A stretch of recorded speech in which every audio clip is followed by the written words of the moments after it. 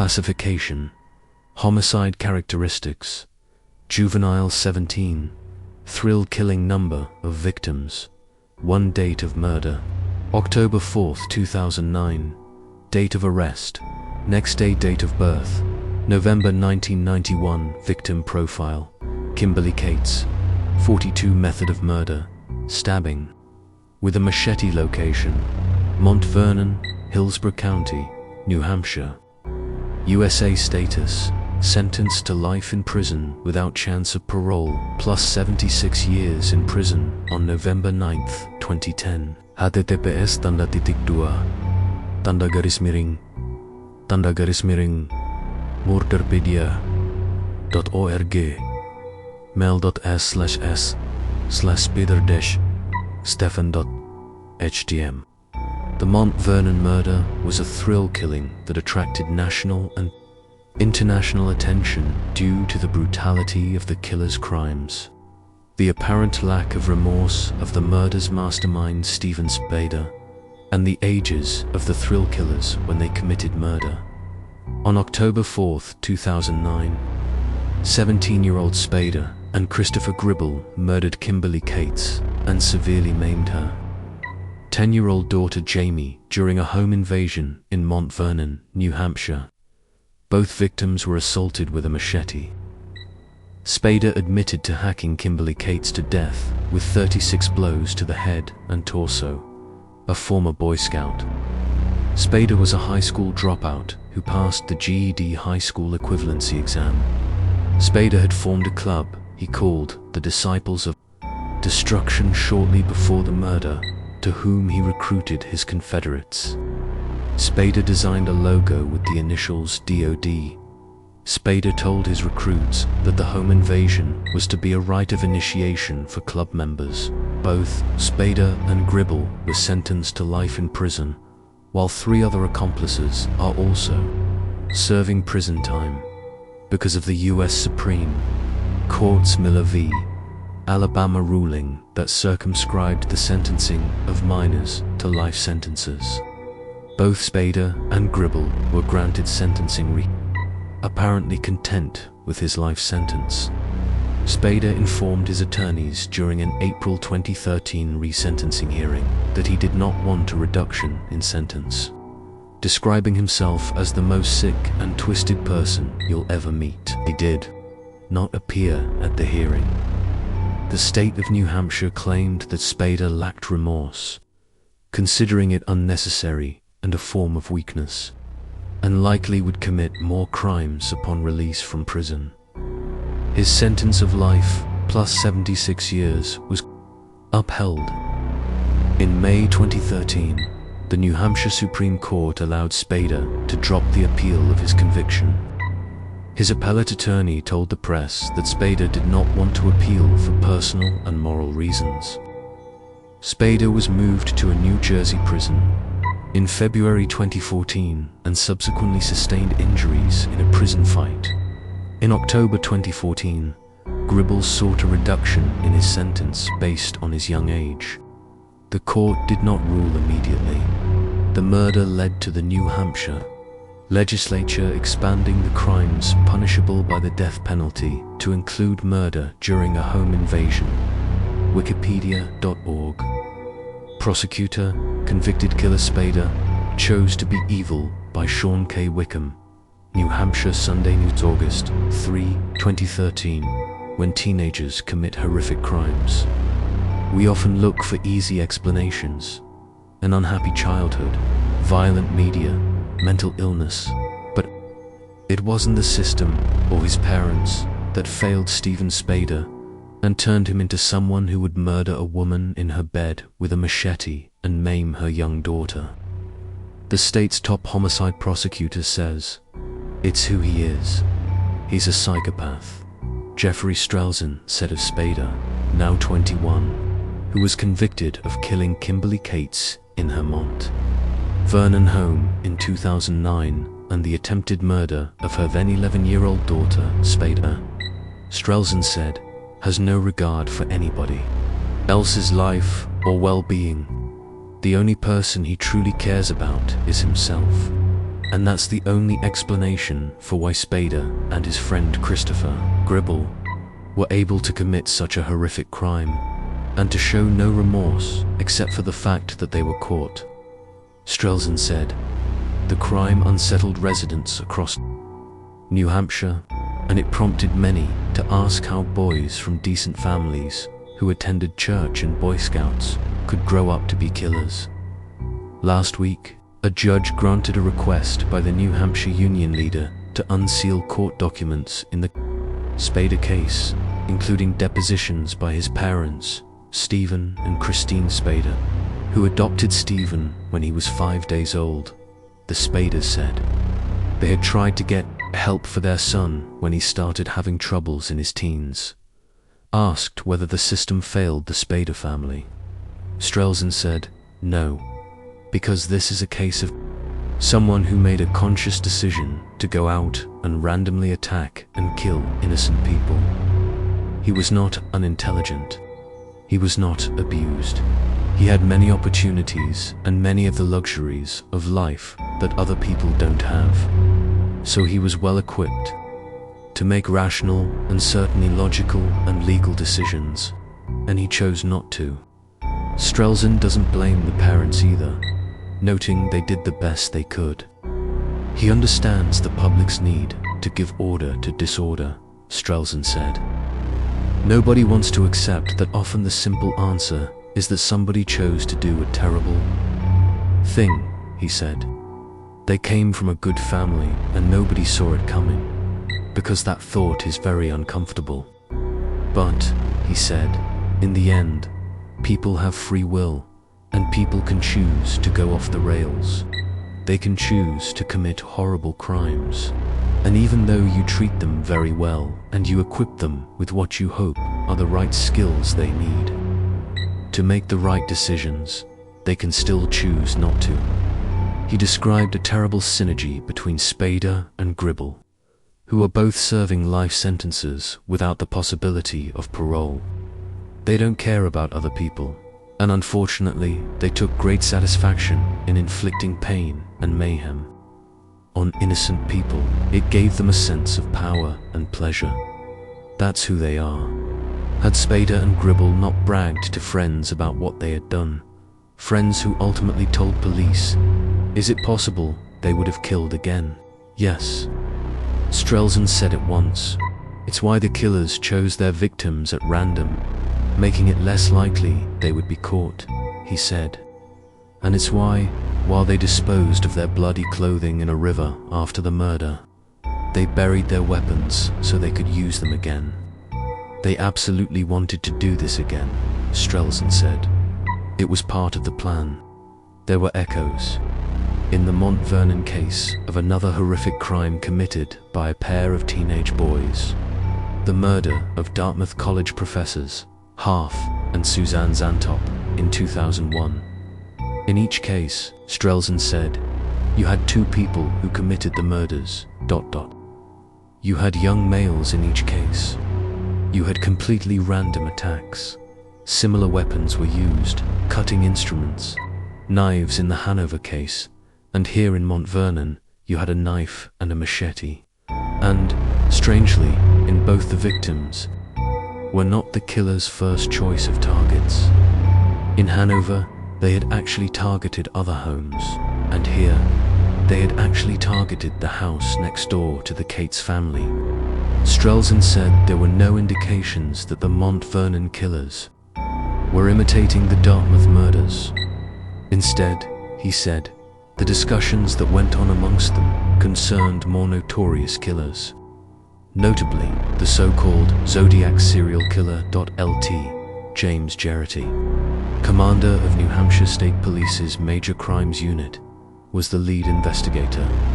In the Cates case, his impression of Spader, he's just bad right to the core. Geraghty said it was in part the randomness of the crime that shook so many across the state. I think random crimes are so few and far between in New Hampshire, and this was so random, it scared people, he said. People went and got dogs. People went and got guns. People put bars on their windows. It just struck home. What also shocked many local residents, Jarity said, was that the teens came from families who were respected in their communities. I think that's what gets people, is that they knew these kids. He said, of all the cases he has worked in his 5 years in major crimes, Jarity said, this one stands out. You know why it was different? Because we had a live victim, and we don't get a lot of live victims. Watching Jamie Cates grow up has been impressive, Jarity said, because I saw the strength in that little girl. Each year, David Cates holds a golf tournament on the anniversary of the attack for a scholarship in his wife's name. To take back the date, Jarity said, he and other troopers who worked on the case play in the tournament. It's nice to see that family and the strength that they showed. He said that to this day, Strelzin keeps a photo of Kim, David, and Jamie Cates on his desk. It's a measure of how deeply this case touched him. You can't meet David and Jamie Cates and not walk away affected, he said. As a prosecutor, he said, you can never make it right in a murder case because the victim's gone forever and there's nothing you can do. But you can give people a small measure of justice and maybe the chance to get a little bit of peace in their lives. For the families of murder victims, he said, the case will never really be over, because every birthday, every holiday, every significant event is just a reminder that your ... loved ones are gone. And it's not because they got sick, not because they got old, not because they had an accident. It's because somebody decided to take them away from you. That's not something everyday life equips you to deal with, he said. And when you meet these families, you see what the lasting effects are. I am the most sick and twisted person you will ever meet. Murderer gives insulting apology after killing a mother with a machete during a home invasion as the daughter who survived the attack looks on by Associated Press and Daily Mail. 23-2013. A man convicted of hacking a woman to death with a machete and maiming her daughter during a home invasion said he doesn't deserve forgiveness and told his lawyers not to argue for a reduced sentence. Steven Spader was a month shy of his 18th birthday when he orchestrated the home invasion in Mont Vernon, New Hampshire on October 4, 2009, in which Kimberly Cates was killed and her 11-year-old daughter, Jamie, was hacked and stabbed to near death. Spader, who bragged about the attacks vocally and in letters from jail, apologized to the Cates family through his lawyer on Monday.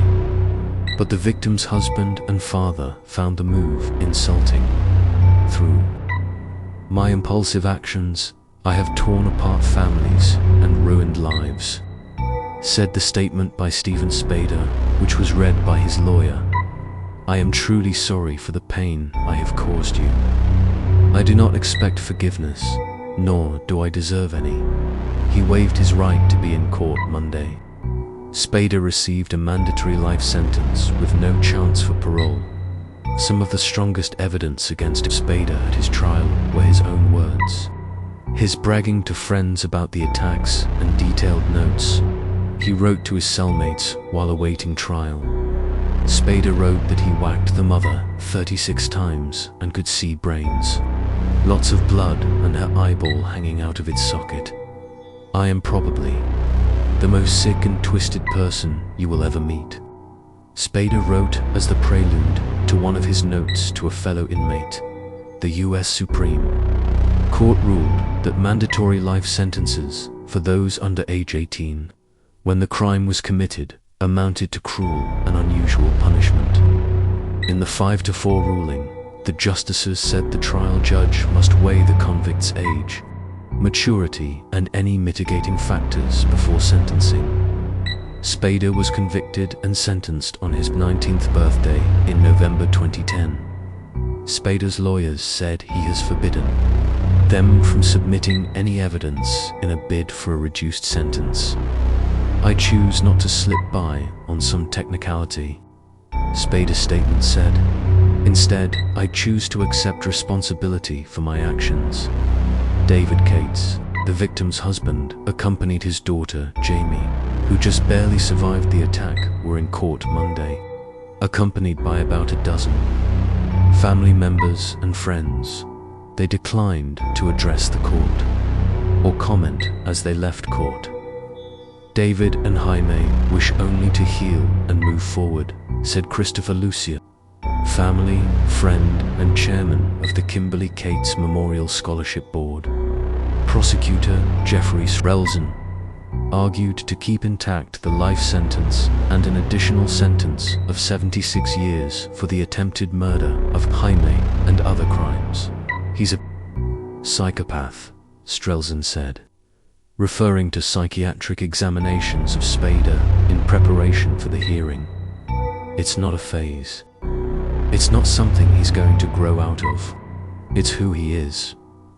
Strelzin revealed for the first time Monday that Spader had been willing to plead guilty and accept a sentence of life without possibility of parole, but would not plead to any crimes involving Jamie. In sentencing Spader in 2010, Abramson said she could go on for days about the depths of his depravity. She said her sentence ensures you will stay in that cage for the rest of your pointless life. Spader was the first person to go on trial in the attacks. Co-defendant Christopher Gribble also is serving a life sentence. 3 others in prison accepted a plea deal and testified against Spader on Monday. The judge recognized Jamie, now 14, in court. I'm sorry you are having to go through this again. Jamie, it's nice to see you. I almost didn't recognize you. You are so grown up, the judge said. Abramson is expected to sentence Spader for a second time Friday. Spader won't contest life sentence for brutal Mont Vernon killing by Catherine Machete, New Hampshire Union leader, April 22, 2013. Manchester, the state, portrayed Steven Spader Monday as the psychopathic ringleader of the 2009 Mont Vernon home invasion murder, who regards remorse as weak and unnecessary and likely would commit more crimes if freed. Spader did not appear at his sentencing hearing and waived his right to argue for a lesser sentence. Yet, he said, he accepts responsibility for his actions and, for the first time, apologized to his victims in a statement. He instructed his attorneys to read to the court. Through my impulsive actions, I have harmed numerous individuals, both physically and mentally. I have torn apart families and ruined lives. Defense attorney Jonathan Cohen read the statement aloud in Hillsborough County Superior Court. But still, I must beg forgiveness from everyone I have harmed. To the Cates family, I know my words hold no meaning, but I am truly sorry for the pain that I have caused you.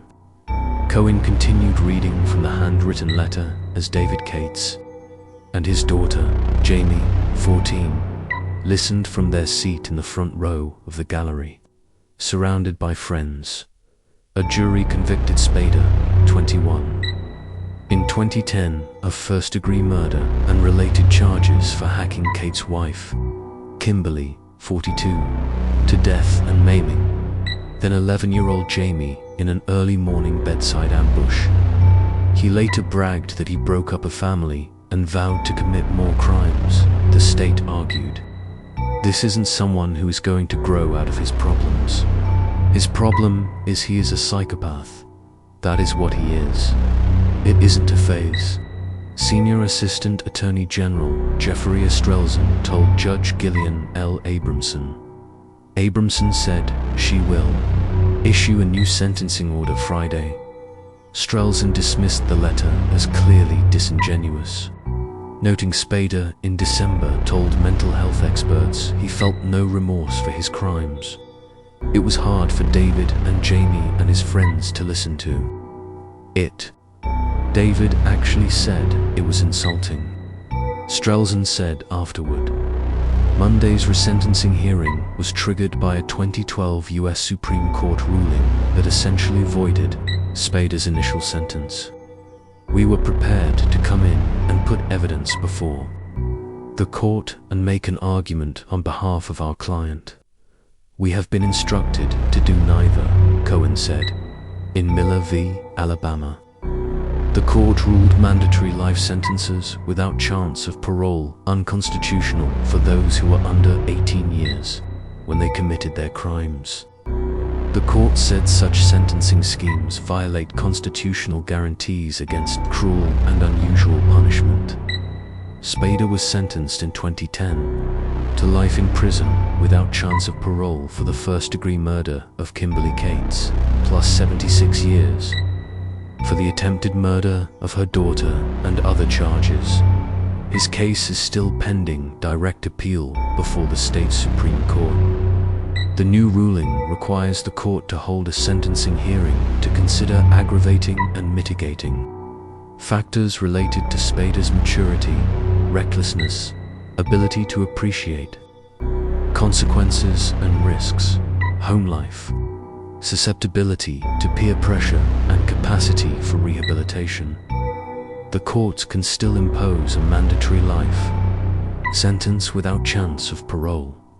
Strelzin said Spader tested very high in psychopathic tendencies and told the state's forensic psychiatrist, I never felt remorse. I think it is weak, not so much weak as unnecessary. A month shy of his 18th birthday, when the October 4th, 2009 home invasion occurred, Spader showed a high level of sophistication and competency. Strelzin said, Spader not only recruited a crew of 4 young male accomplices, he methodically planned the break-in and cover-up, targeted a house at random to throw off police, and participated in his own plea discussions. He ultimately broke down because of what the state speculated was Spader's fear of prison payback. If he pleaded guilty to hacking an 11-year-old girl and leaving her for dead, Strelzin claimed Spader was not amenable to rehabilitation, citing as examples his reveling in the Mont Vernon killing and attempts to create a criminal enterprise in prison whereby he would enlist people who could help him escape prison. Kimberly Cates murder, guilty verdict for Steven Spader in NH. Home invasion death by Kevin Hayes, CBS News, November 9. 2010. NHCB SAP Steven Spader. The teenager accused of killing New Hampshire mother Kimberly Cates and wounding her daughter with a machete during a home invasion was convicted Tuesday of murder and other charges and was sentenced to life in prison. Judge Gillian Abramson handed down the maximum sentence against 19-year-old Steven Spader, saying she could go on for days about the depths of his depravity. The sentence ensures you will stay in that cage for the rest of your pointless life, he told Spader. Spader was the first person to go on trial in the October 2009 attacks that left Kimberly Cates dead and her 11-year-old daughter, Jamie, gravely wounded. Jurors deliberated for about 90 minutes before returning their verdicts against Spader of Brookline. Under New Hampshire law, the first-degree murder conviction carries an automatic sentence of life without parole. Spader also was convicted of attempted murder and other felonies. Spader, whose birthday is Tuesday, showed no reaction to the verdicts, as the jurors were being polled individually on each of their 6 guilty verdicts. Several glared at Spader and responded emphatically. Spader's mother, Christine Spader, wept briefly. His father was stoic. Prosecutors say Spader wielded a machete and co-defendant, Christopher Gribble, used a knife during the attacks in the Cates Mont Vernon home. Jamie, now 12, survived by pretending to be dead, then staggered, covered in blood, to a kitchen phone to call police. A doctor testified she would have died of a punctured lung if she had lost consciousness before summoning help. Blows that cut off portions of Jamie's left foot, split open her head, and struck her face with enough force to break her jaw had to have come from a heavy and sharp weapon such as a machete. Several doctors testified during the trial. Defense attorney Jonathan Cohen assailed the credibility of 3 co-defendants who brokered plea deals and testified against Spader. He suggested they, not Spader, were involved in the attacks. The jury found Spader guilty of both premeditated murder and intentional murder during the commission of a burglary. It also found him guilty of attempted murder, conspiracy to commit both murder and burglary, and tampering with a witness. Mont Vernon Police Chief Kyle Aspinwall, who was present for much of the 11-day trial, said he was satisfied with the verdicts. "It's been extraordinarily difficult for the town," Aspinwall said. NH prosecutor, woman's burglary killing was random by CBS News, AP October 6, 2009. 4 teenagers, one armed with a machete and another with a knife, picked an isolated home at random and entered it, intending to kill in a middle of the night. Attack that left a woman dead and her daughter seriously injured. A prosecutor said Tuesday, Kimberly Cates, 42, was killed in her bed early Sunday morning while her husband was away on a business trip. A neighbor said their 11-year-old daughter, Jaime, is in a Boston hospital and expected to live. The killing stunned Mont Vernon, a rural town of about 2,000 residents near the Massachusetts border where Cates worked as a nurse. The teens were arrested Monday and made brief court appearances late Tuesday morning in nearby Milford. They entered no pleas and spoke only briefly to say either that they had no questions or planned to request court-appointed lawyers. Steven Spader, 17, and Christopher Gribble, 19, both of Brookline, were charged with first-degree murder, conspiracy to commit murder and attempted murder, and were ordered held without bail. William Marks, 18, and Quinn Glover, 17, both of Amherst, were charged with burglary, conspiracy to commit burglary and robbery, and were ordered held on $500,000 cash bail.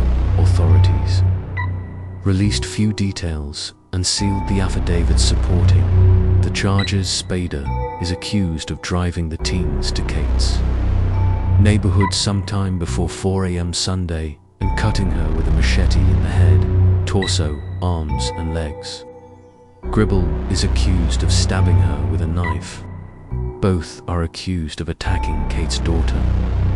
The teens picked the home at random and because it was on an isolated road, but all 4 knew of the plan to kill whoever was home, Assistant Attorney General William Delker said in court. Mr. Glover entered this home knowing that the participants intended to kill the occupants of the home if anyone was present. He entered the home armed with a deadly weapon. The homeowner was killed in her bed, and a young child was seriously injured. Delker said. Kimberly, Cates' husband, David, was out of town at time of the attack and flew back to be with his daughter, said next-door neighbor Yuki Corney. Corney said the 2 families moved to the neighborhood at about the same time in 2003, and Jaime Cates frequently played with her daughter. "We moved here because we wanted to live in a quiet, rural town where everybody knows everybody," Corney said, holding back tears. She said Kimberly Cates was meticulous about safety and locking doors, though she left windows open for air in the summer. "The entire town is in shock," she said. Deputy House Speaker Linda Foster has lived in Mont Vernon for 40 years and raised 3 sons there. She called it a picture-perfect town. Foster said she started locking her doors when a home on Main Street was robbed 2 decades ago. She attended Tuesday's arraignment. I had to see the faces of the people who ripped out the heart and soul of this community, she said. These are not kids that came up from the big bad city. These are kids who grew up beside you. It's evil. Glover's attorney described his client as a B student with no criminal record. John David, 67, of Amherst, belongs to the same church as Glover's family and has known them for about 5 years, he said. Glover was a talented singer and guitar player who often performed at church functions, but said he's always been a little bit withdrawn, maybe moody, somewhat rebellious.